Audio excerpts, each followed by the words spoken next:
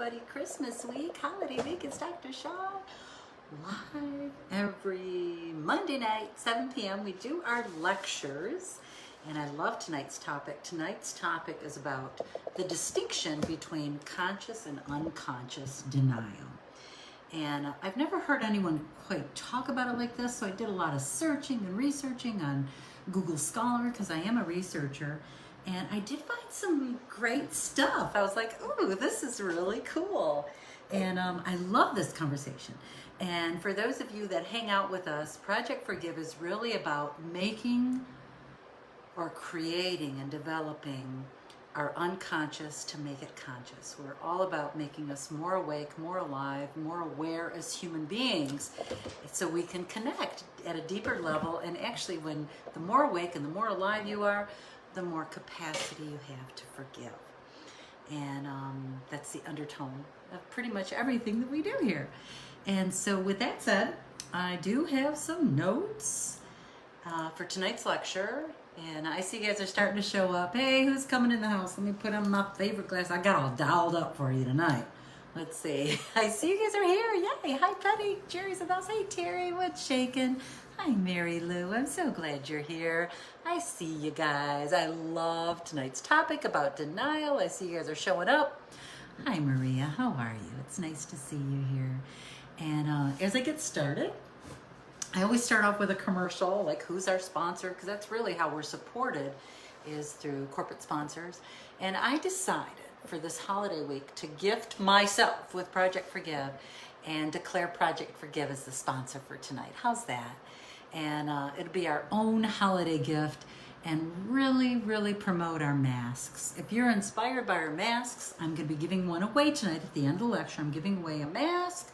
We do Kindness is Contagious. I have white ones and black ones tonight. I'm giving away a white one, and also from Merck, their animal health pack that has scissors and clippers and all kinds of stuff, and antiseptic for your pet. And so I threw them in there. So we're going to be giving away a prize at the end of the lecture. I usually last about 30 minutes or so, maybe 25, 30 minutes, depending upon how many questions are asked or how the actual lecture goes. And I just also wanted to make aware, as I'm doing these commercials, as we get going into this conversation of denial, is that lots is happening here on Project Forgive in 2021. A lot of our focus is shifting. We're going to be doing actual workshops. What I do here with these lectures, I'm just talking at you. It's okay. It's just not the greatest, like to actually role play and talk about what's happening. Because most of what we do is very highly interactive. So we're going to start doing actual workshops once a month here at a very low cost.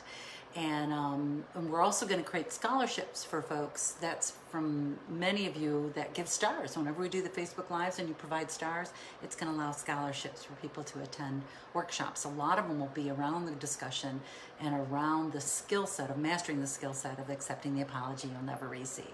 If you don't know what it is, we got tons of information on accepting the apology you'll never receive.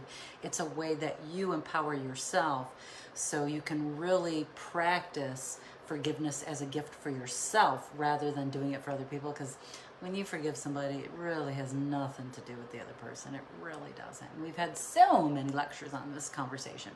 So I'll also put up a link if you're inspired to buy a mask. We got holiday specials going on. Very low cost.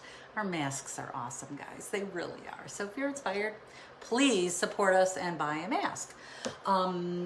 So a couple more commercials. We have a Daily Joy email. If you're inspired, we're really into joy. We really think, especially during COVID and all the crap that's going on, that joy is actually a conscious habit and a choice. And I go live every day reminding us to find some joy. I even come on when I'm annoyed with my husband, trying to find joy. I'm annoyed with my husband. I'm not annoyed with him today, so it's a good sign. Especially with all this togetherness, getting annoyed with our partners is pretty common and normal. Actually, the divorce rate is so high right now. Have you read these stats? Because we're together 24/7, and it's taxing on our family systems. Also, we have a Joy is a Habit Facebook group. Everything we put up there is joy-based. If you're inspired to join that, I'll make sure I put the link up so you can be part of that.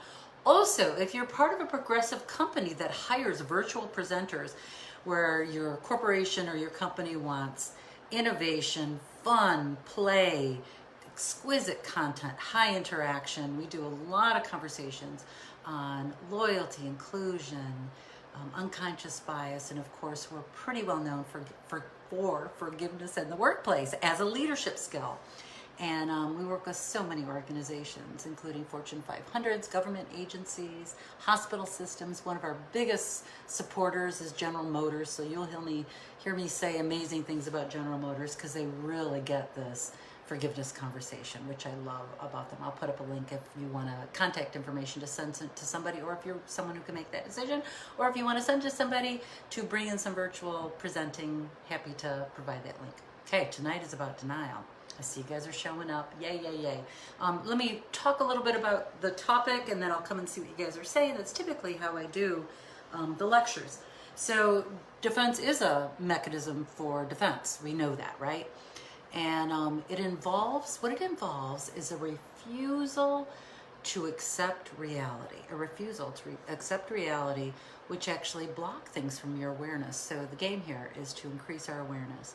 And sometimes we do it if a situation is just too much to handle, and you may be responding by refusing to perceive it, by denying that it even exists, or putting it off to the side. It's an unconscious refusal to admit or recognize something that is occurring or has occurred. That could include drug abuse in your family system. That can include all the signs are on the wall. You know you're losing your job, and your job's going to be gone, but you just don't want to look at it, and you're hoping that it'll work out, and all the red flags are there. You can see the red flags, but you're choosing not to go there because you could not be listening to, you might be off, you might be wrong about it, and those are some good examples. Or a kid who's sneaking out at night. I had that issue when my kids were teenagers. I was in complete denial. I had some children sneaking out the window at night, and I was in denial about that. So when you're in denial, you won't acknowledge a difficult situation. You try not to face the facts of a problem, and you might even downplay the possible consequences. Couple of examples too. Let me throw in a couple more if I haven't hit your mark, or in the examples that I use. If you want to adjust to have it fit your predicament or what you're going through, that's a great way to approach this. A man hears that his wife's been killed and just can't embrace it. He still has her room the same, still sets the table for her. That's another one. Another one is, well, the big one, of course, is child molestation. I am a survivor of incest. I've shared this pretty openly. I've been sharing this. I'm 56. I've been sharing it since I was in my 20s. And, my mom couldn't see it. She just could not see it. There were even neighbors were calling her and telling her something was really, really wrong. And she could not, if you think about it for a second, put myself in my mother's shoes, that would be a really hard thing to embrace, that the man you married, and he was my stepdad, that he would be molesting children. Sorry for if anything's triggering or coming up. I try to be as honest and frank as I possibly can, and really in this conversation of awareness. My babysitter, I had a babysitter that I loved, that I always call her my surrogate mama. Her name was Verna. She even told my mom, something's wrong. It's not right how he's holding them on his lap, meaning Gary, my stepdad. And my mom just couldn't face it. She just couldn't do it. Doesn't make it right or wrong. It's just what's so, okay? Alcoholism is a major denial place. And I'm not talking about the alcoholic. I'm talking about, and although that's true, I'm talking about the person that marries or is in partnership with an alcoholic. Because I was married to an alcoholic for many years. And what I didn't get in my own denial is that I was just as mentally unhealthy as my alcoholic husband. Because there's reasons why codependence, that's a typical word or buzzword that we use when you marry an alcoholic, is that your sickness or your mental health concerns are just as severe as the alcoholic, because you need to focus on somebody who's got problems so you can fix them, you can be a martyr. There's lots of ways to be denial in that. And how that shows up is through repression or suppression.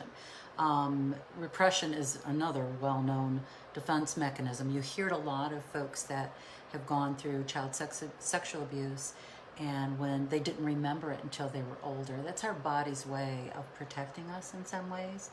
And repression acts to keep information out of our consciousness. And how we sometimes repress or suppress is through eating, gambling, sex addiction, drugs and alcohol, marrying or being around somebody who's very needy and has lots of problems, so we can just spend all our time focusing on them. That's another way to do it. And I want to share one more thing before I start seeing what you guys are saying, because if you're relating, please share that you're relating. A lot of us get a confusion between tonight's topic, just so you know, is about denial, conscious versus unconscious denial. I want to make one more distinction before I start really diving in, and that is sometimes we get confused between denial and lying. Lying is real, and lying is deliberate, and usually a tactic of what us researchers would call impression management. And it's a manipulation, it's a responsibility avoidance. Like the kid caught shoplifting and completely denies it. Hey, Shirley, thank you for the stars. You're going to support our folks to be able to have scholarships to come to the workshops. So someone who shoplifted, and lying can be conscious, and at times it is a caveat to say lying can be unconscious, because have you ever met someone who actually lies automatically without even thinking? That is also a form of denial. I have met people that are just consistent conscious or unconscious liars, that everything they say, you can't believe anything they say because the lying just falls out of their mouth. Have you ever met somebody like that? Thanks for that, Sandra. I'm appreciating that you're giving me that feedback, because I know that we're relating. This is a virtual lecture. I don't have you live with me to show me, to interact with me, to let me know that I'm on target. So that's why it's always a little bit harder to do the lecture. So I appreciate you saying that. Okay. Denial happens unconsciously, and its purpose is to save you from perceived unbearable feelings. And I'll use an example for me of the benefit of denial, because it's there as a mechanism to save our feelings. Many of you know I lost 3 family members in a very short period of time from cancer. My mom, my dad, and my sister all died from cancer. Now, to be in the presence and conscious of that pain at all times of all 3 was unbearable. It was absolutely unbearable. So I had to do many things to consciously choose to pick that up and say, I'm putting that in a bucket. That's too much. It hurts too much. I can't face that. I'm going to choose to be in denial about that because my heart is breaking. Make sense? And understanding unconscious denial is understanding a distortion. I typed in a couple of things that I thought were important to say, especially when it comes to Freud. He defined it as an ego defense mechanism, denial. And he described it as one of nature's most primitive and powerful ways of self-protection. Not everything is bad, not everything is good. Denial can be a form of beautiful self-protection. Life can dish out some pretty painful experiences, right? Like I was just sharing about my 3 family members. And sometimes these things overtax our ability to cope. And they can overwhelm us with anxiety, hurt. In short, they introduce into our lives a measure of pain simply too great to bear. And I experienced that. Can anyone else relate? Yeah, I'm with you, Sally. I'm seeing that. Yep. Thanks, Maria, for that feedback. I appreciate it. And denial is not something we consciously choose to do. It's something nature does for us. So I love that perspective of nature protecting us, and it's not typically a bad thing. Some of us would say in a spiritual realm that it's God protecting us, or Allah or Buddha, whatever your belief systems. I tend to go in the God arena because my belief systems are around God.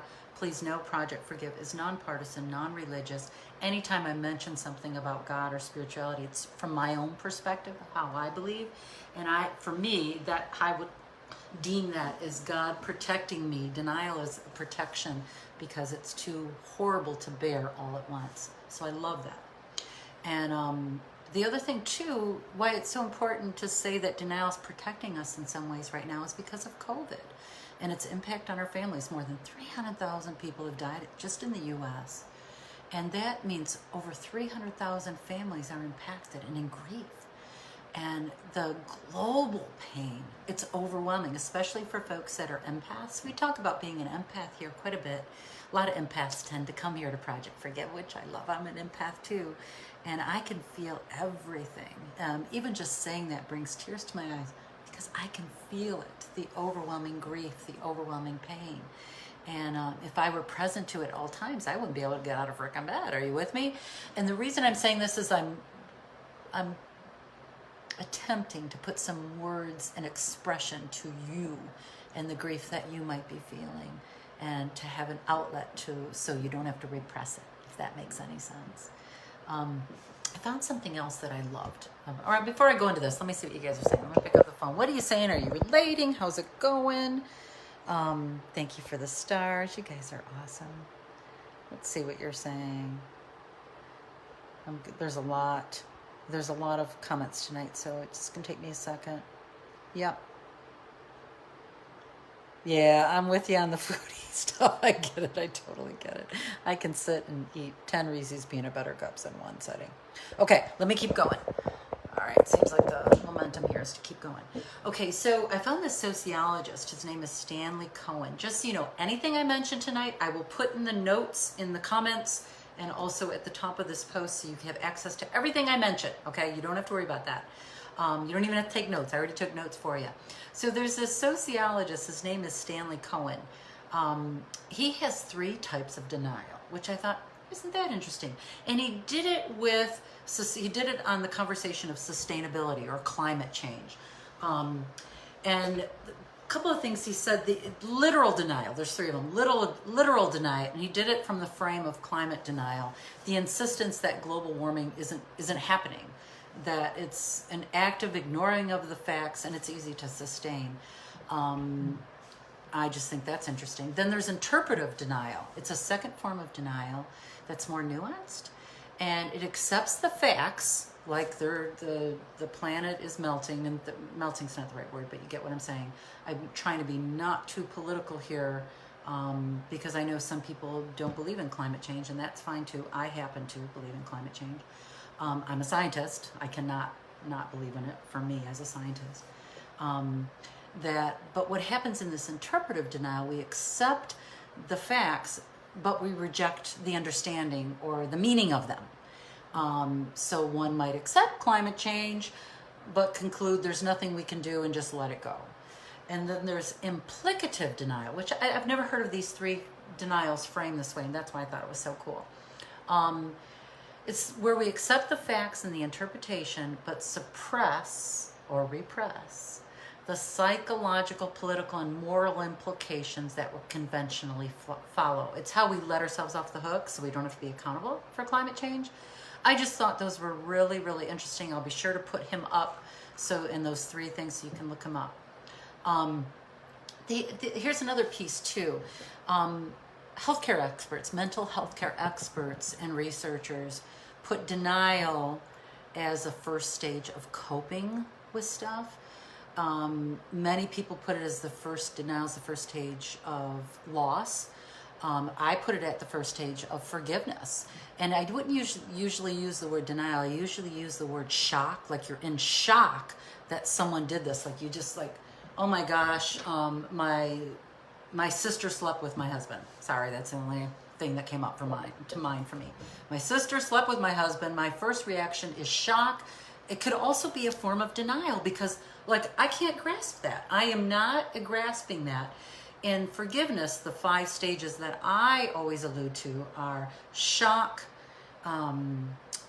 anger, grief, acceptance, and peace. Many different researchers and many different advocates of forgiveness. Some, like Dr. Wayne Dyer, has 11 stages of forgiveness. I like 5.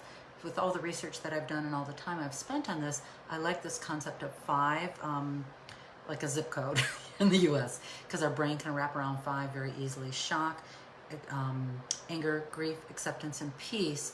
Loss is very similar, and some would say that shock is denial. And the first impulse when something shocking happens, or betrayal, or a situation, that our disbelief begins the process of coping. So that's that place where denial is actually part of nature and helping us Here's an example that I saw when I was reading this about Elizabeth Kubler-Ross, who actually writes a lot on loss. An airplane in which your friend who has crashed and you're just in denial. You can't believe that it's happened. You check and recheck the flights. Is my friend on this plane? Well, it's just too disbelieving. You guys are getting these examples, I'm assuming. Then I found something on, I see you guys are showing up. Hello, hello, hello. Tonight's topic is around denial, looking at this conversation of conscious denial and unconscious denial. I'm starting with unconscious so we can move into solving and having conscious denial. And I found the subtypes of denial, which I'd never heard of. I thought it was really cool. It's one of the reasons I love doing these lectures, because I get to do a little bit of research and see my twist or my take on it as a communication expert. And it's just really fun for me to do this. In these subtypes, there's simple denial, which in many cases is just deny reality completely. Like deny that your husband is having an affair. You just complete denial. Denial that from your mother that you're being molested by your father. Complete denial. For those just joining, if this feels very jarring with these conversations on molestation, forgive. It's what we do here, okay? It's just what we do. The next subtype is minimalization, or minimization, I should say. Omitting to the fact but denying its consequences. Smoking is a great one. I'm a former smoker. Oh, we're all gonna die anyway. I might as well enjoy myself. Easy example. And the third subtype is projection. In denial, we may accept the facts, but we may end up blaming it on someone else. So we project the pain and the consequences on someone else. Like a bad example, but a good example. A partner who beats up his wife, right? Domestic violence. She provoked me to beat her up. That is the complete essence of projection of denial in that subcategory. And yeah, okay. So let's move to conscious denial. I love this part, okay. Let's see if you guys are saying anything I need to address. How are we doing time-wise? I'm almost done. Don't forget I'm giving away something tonight. Here, let's see. Anything you're saying that I need to address? I'm just looking. I see a lot of you are simply watching, which is exquisite. Yep, I got you, Rini. Thanks for that. Let's see, is there anything you need to say? I know it's a lot of information to digest. I hope I'm making this lecture digestible, that it's easy to grasp. It's one of the reasons why I use so many examples, so that maybe your partner or your husband or your wife isn't having an affair on you, and somebody just stole $20,000 at work. You know, that might be your instance. So I'm hoping to give examples to jar what might be going on for you.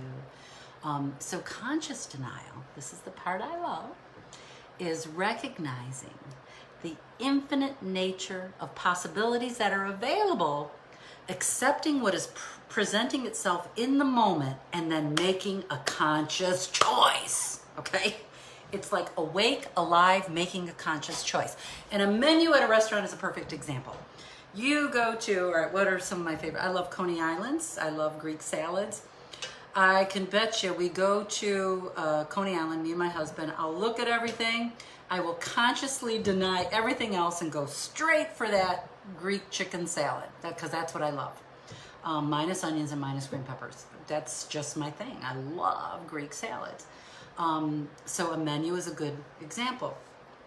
So unconscious denial, to just do a flip really fast, is being lost in content or thought or experience, and you're not aware that there are other paths you can take. You're not even aware of paths. Conscious denial is an awareness of many paths you could take, okay? And the reason the unconscious denial gets worse is because it's a repetition of denial. The deeper we go in that denial, the deeper we go in that groove of not being aware. And when we respond to the same stimulus or stimuli over and over again, it almost becomes like a way that we hardwire in our coping, and we're not aware of it. And so let's use driving a car as an example.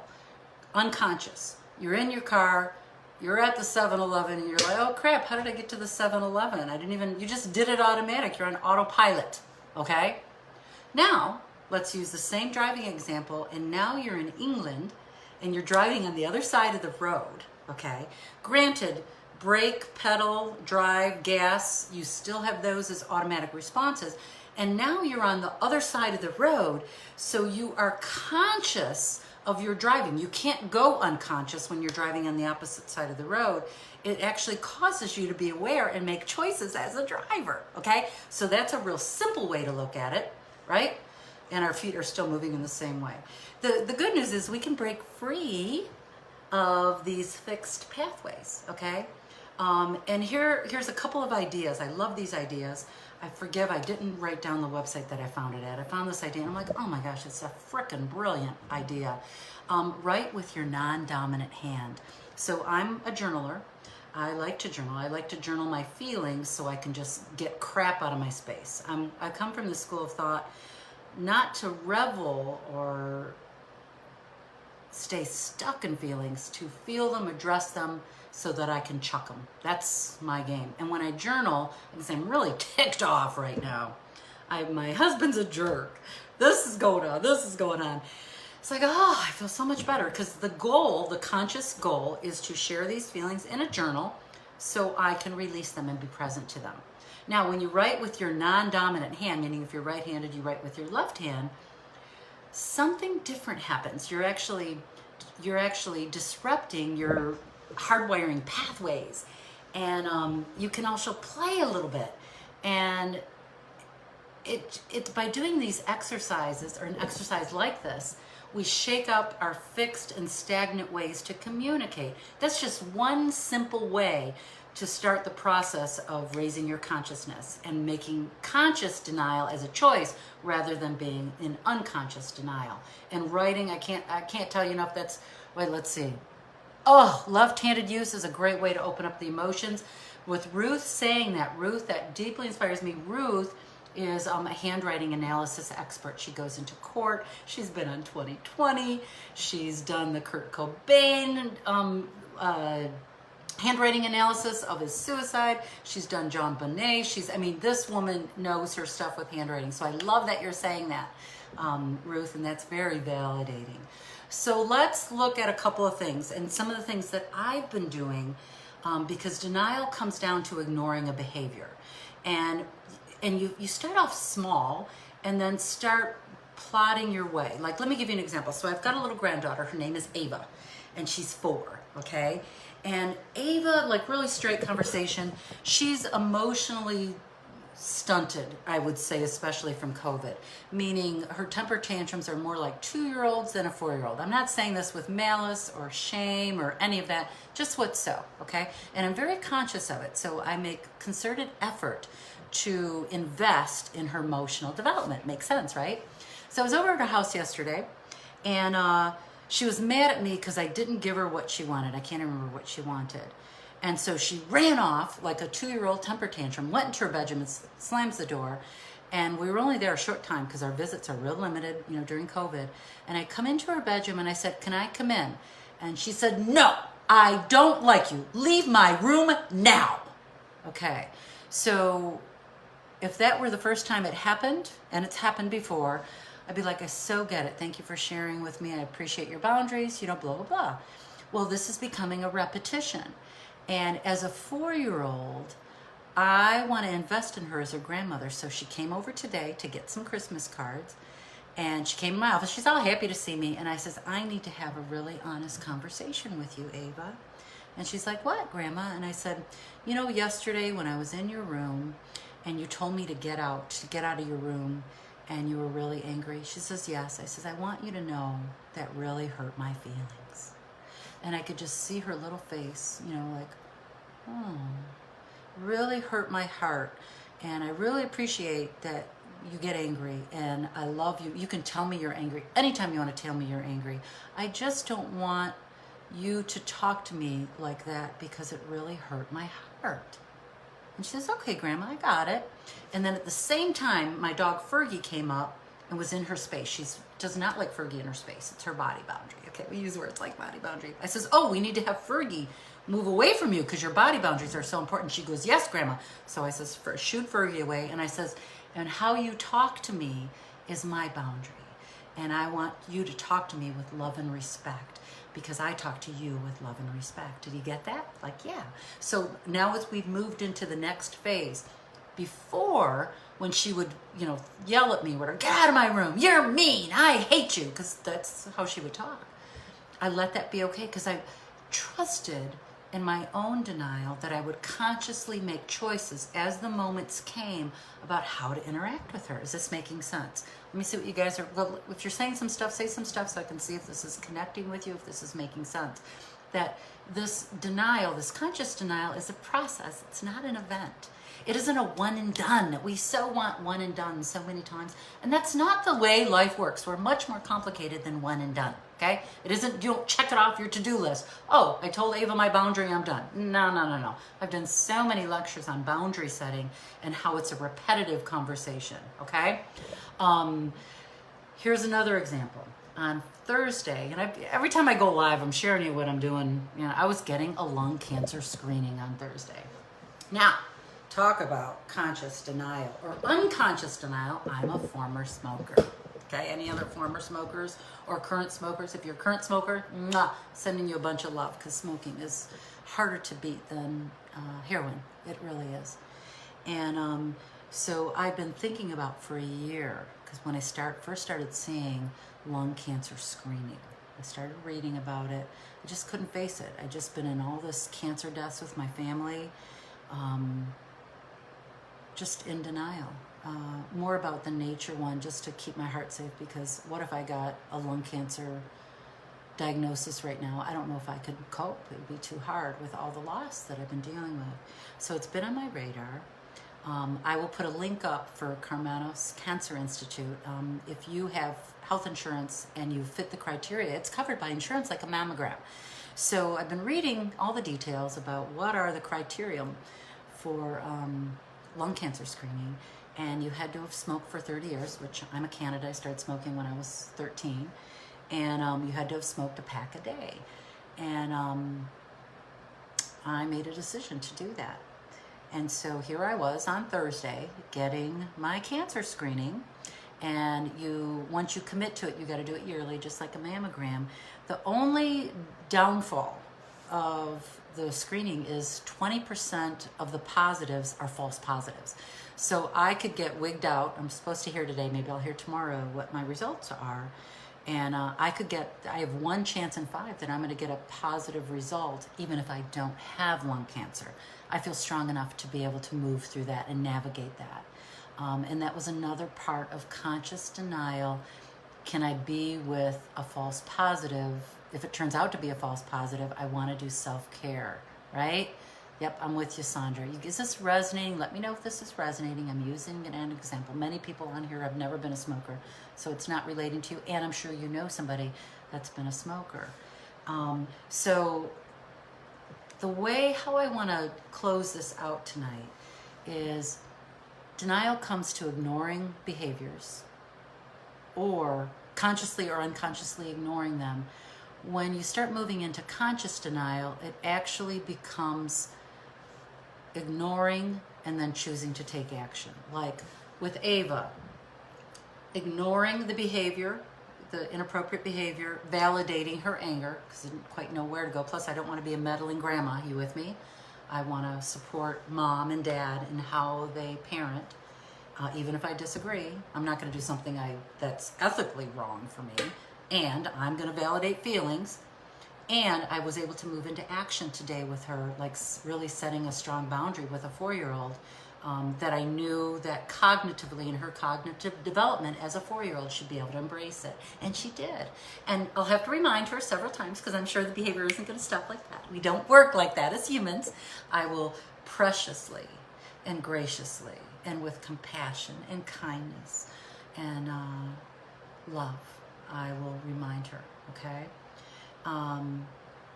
And being in ignoring denial with the lung cancer screening. I was ignoring it, although I was conscious of the screening, I actually moved into action. So thinking about what action steps can you take? What action steps can you take? It can be something little. It could be as little as writing with your non-dominant hand to start playing with that hardwiring a little bit. To make the unconscious conscious, make the unconscious conscious. Couple of things. I'm going to give something away here in a second, and I'm going to come in and see what you guys are saying. I just want to flag that Michael and also Mary, she sent me some stuff here at Project Forgive, because you're welcome to send me topics that you'd really like to hear a really high level communication take on it in terms of how you can deal with something. And I'm going to do a lecture on Christmas Eve. And I talked to my husband about it. Christmas Day is my honey's birthday. Of course, I have a husband born on Christmas. Of course. I always say he's a lot like Jesus. I do. I'm a Jesus girl, okay? Project Forgive is non-religious, and I'm a Jesus girl. So I decided I'm going to do a lecture at 7:30 p.m. I'll put it up when we're done, and I'll make sure there's a little link for it. And it's going to be on loneliness and self-care. And I want to be with you too, for those of us that are feeling really lonely for the holidays. It just feels really good to do it. And so I'll be doing a special lecture on Christmas Eve, okay? And this is the message that Mary sent me. She said, "Hi, Dr. Shawne. You'd mentioned to message you with ideas for your broadcasts, and you are always welcome to do that here, okay? Well, what about ideas for staying healthy during the lockdown isolation over the holidays? It reminds me of coping with grief, and sometimes I wonder if it could be very slightly similar to those in POW camps." And she put it in parentheses, without the brutality, because she didn't want to say loneliness is similar to being a POW, although I loved her analogy. And she says, "I found a list here on Facebook and added a few of her own. And so I'm going to use her list and do some research and share my own ideas about it." So that's what we're going to do at 7:30 on Christmas Eve. So before I give a giveaway, let's see if you're saying something that I need to address. Let's see. Michael, that's perfect. So but your lack of ability to believe they can handle the consequences. To me, that is actually a choice. And where I would go with that, Michael, is I would look at myself and see, am I treating this person as a young person? Am I treating them as an adult? Am I the person that can weigh how they'll deal with this? Because you only know from your own experience and your own intuition what someone can handle from your experience. So to me, that is not denial. That is a conscious choice. So that's just my take on it. Thank you for sharing that, Michael. Just so you know, you were impactful in me having the Christmas Eve lecture on loneliness. Let's see. Yeah, your little rascals, Linda, I gotcha. Let me see if there's anything else. I hate yelling at them. I'm in denial because I'm the baby and think it won't happen every time. I can deeply relate to that. Deeply. Thank you for sharing that. Okay, who wants to win a present? Hang on. Part of my joy is giving stuff away. I love to give stuff away. And here's the deal. I'm going to, first of all, this is what you're going to win. Kindness is Contagious mask, one of our white ones. We have black ones too. We're the sponsors tonight, so if you're inspired, please buy our masks. We got them on great pricing. Also, this little Merck bag. I did not know prior to being a women business enterprise that Merck is very active in animal healthcare. We're big on animals here for many reasons, which I'm sure many of you get. And inside this, there's things like scissors, there's antiseptic, there's gloves. It's just a cute little pack. Both these are going to go together, so it's one present for somebody. And I'm going to pick the phrase. And as soon as I say a phrase, the first person that shows up with it in my feed is going to get that present.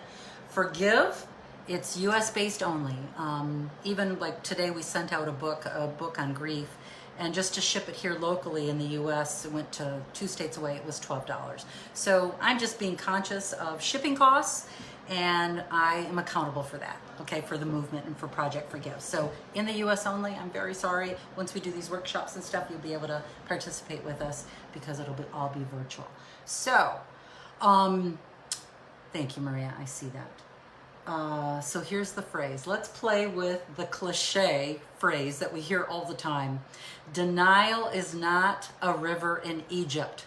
First person to type in, denial is not a river in Egypt. You can have misspellings. I got it, Nadine. I'm with you. Denial is not a river in Egypt. Thank you for the stars. That's really impactful. Thank you so much, Kathy. I appreciate that. What a pretty way you spell your name, too. Merry Christmas, Donna. Denial is not a river in Egypt. First person that says it is getting this prize. It's you, Jeannie. Jeannie Gerbeau. Am I saying your name right, Jeannie? You're the winner.